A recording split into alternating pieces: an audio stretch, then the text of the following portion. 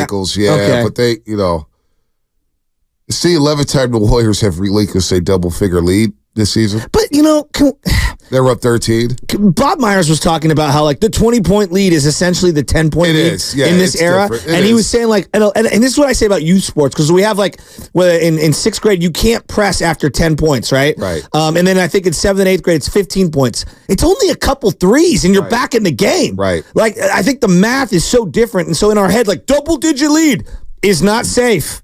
Right. Yeah, welcome to the NBA. And their double-digit lead was in the first quarter. So I don't know.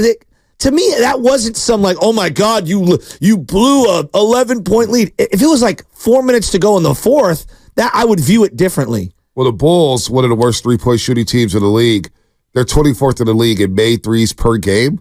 They make 11 threes per game. Last night they made 16 threes. Was that because of them just hitting shots, us not contesting? Dribble drive penetration, man. Dribble drive penetration. I thought the contest, the shot by DeRozan at the end of the game, I thought was some great defense. I thought it was some solid defense. Hit a tough shot. The one in the lane. Yeah, the one in the. It was great defense. It was oh my gosh! And he put some English on the rim. Right? Yeah, that was a nice play by him. Shot? But you look at the Bulls and their shooting percentage from three, 28th in the league at 3-point percentage. Yesterday they shoot 44% from three. I mean, every other category, the Warriors points in the paint plus 18, second chance points plus 18, fast break points plus 8. Rebounding plus 8. Offensive glass plus 6. I mean, even turnovers. They only turned the ball over 11 times last night. 11. They were plus 9 in points off turnovers. And somehow, some way, we're sitting here talking about a loss. It's Steph Curry's right ankle. Yeah. 888-957-9570. Is there any silver linings from last night? Because that's a game that feels like that could halt the momentum moving forward, especially with next week looming. Look, that's all it is. When Steph goes down, the world stops for us Warrior fans. And I say that metaphorically, clearly. But, God, I hate being this guy. I feel like I'm selling you baloney here and pretending Are you selling the Blazers? Are you selling the Blazers? No, but Moody was playing awesome ball in the fourth quarter. Klay Thompson hit huge shots. If we're going to spend half a season crushing Klay Thompson when he plays like he did last night, discerning. There was a moment late in that game, okay, where he comes up, the ball finds him at the right wing. He could have easily jacked up an early shot three-pointer. He didn't. He took a dribble, he passed it off, he got it right back. He turned around, no one was open. He's like, I'll just take the midi. Right. And he took the little three-step in from the three-point line shot. Big shot. He hit another three later on in the game. I thought he played really, really well. No, he did. And I thought Kuminga played well in the fourth quarter and in the second half. But when you lose all these games earlier this season, when you get down to nutcracking time here, and we're getting down in the nitty gritty, and the Warriors are, damn near fit, we got 20 games left. All that positivity. I know. And this and I that. sound absurd. No, you don't sound absurd. Look, it's a great takeaway. Klay looked fresh, but he also missed some wide open shots. It felt like they were just a tick off last night. The offensive balance was a little helter-skelter. They just couldn't get into a rhythm, especially after they allowed. That I agree with. They allowed in the second and third quarter 38, 36 points. Well, that's 74 points in the second and third quarter. It's not good enough. No. Defensively, that is. Well, Vucevic played. I didn't know he could hit those outside shots with that kind of efficiency. He was unbelievable last night. He was amazing. And then DeRozan was amazing as well. And they presented problems to the Warriors yesterday. And it felt like in the first, quarter and a half or so, they were really into Kuminga too. Kuminga didn't look great early on. Right. And so it was a very frustrating game in general. Clunky. It actually had more of a playoff play-in feel in terms of the clunkiness of the game than the night before against Milwaukee, where it felt more like open run. I was just really surprised, even though I don't believe that was going to be the final possession. They were going to get the ball, and you would have had to get a stop, and it would have been a tie game even if he hits the shot. I was shocked that Chris Paul gave the ball up to Podziemski. I was a little shocked. I was really surprised. I was Depending, a little shocked. No Draymond on the floor, no Steph Curry on the floor. They gave it to the rookie. Right. He's 20, 21 years old, and go, just make a play. And to his credit, he did make a play. Just missed a shot. But I was shocked that he got the ball there. Here's Klay on the missed layup. Well, it's part of the process. He made a great move. I love that he was aggressive to the rim. it happens. He just shorted it, and VP is going to be a great player for a long, long time. He does so many things that don't show up in the box score, whether it's taking charges or reversing the ball or penetrating the lane.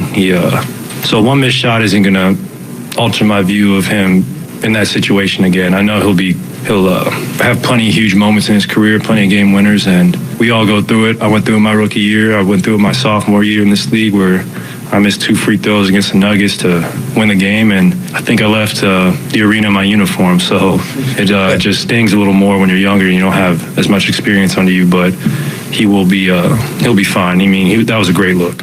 Here's Klay on his transition to the bench. We'll get out to the lines here in just a second. I still think on me, whether I start or come off the bench, and most important part of playing is just being yourself. You know, you don't want to pigeonhole yourself into playing a certain role, and it's been an easy transition for me, and I look forward to continuing to try and help this team win as many games as possible. That's Klay Thompson there. I'm encouraged.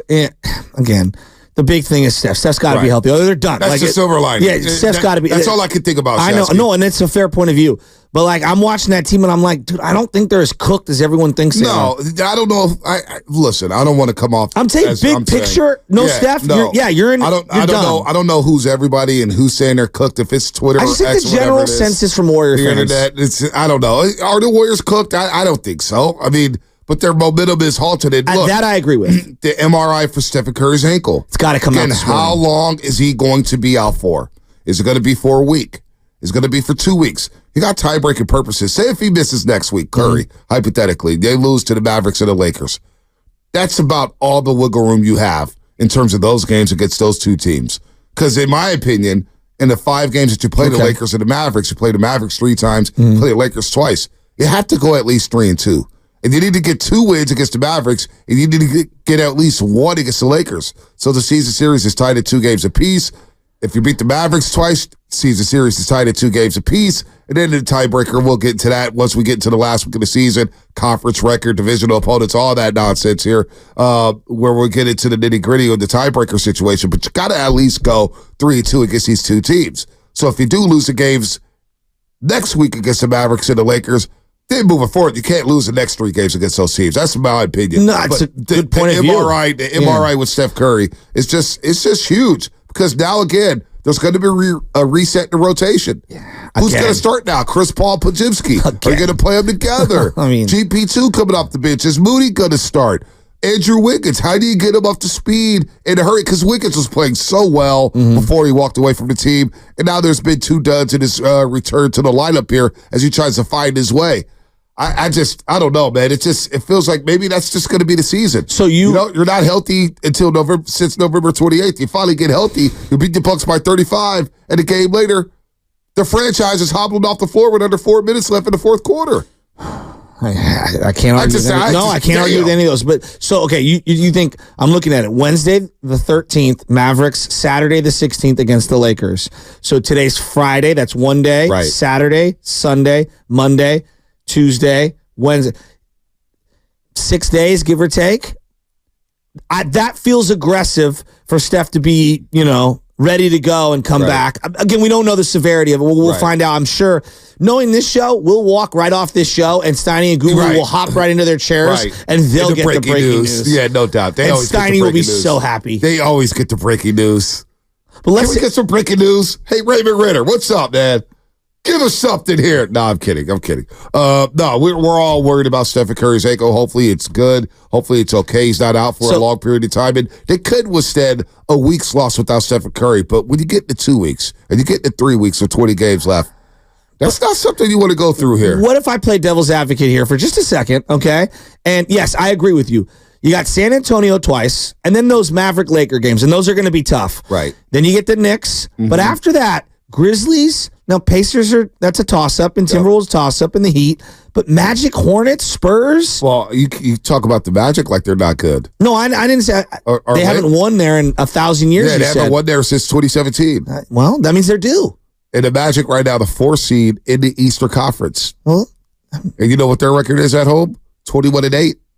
They're really good at home. And right now they won 5 in a row. So Lubman, why play the games? So Why play the game? You went through the schedule game. I think I may have had this baked in as an L or a tough game. Anyway, let's go to Aaron and Concord. Aaron and Concord. What a difference 24 hours makes. Somehow you're going to be right about this. No, I love 24 hours, man. Oh, my God. We were feeling so good yesterday.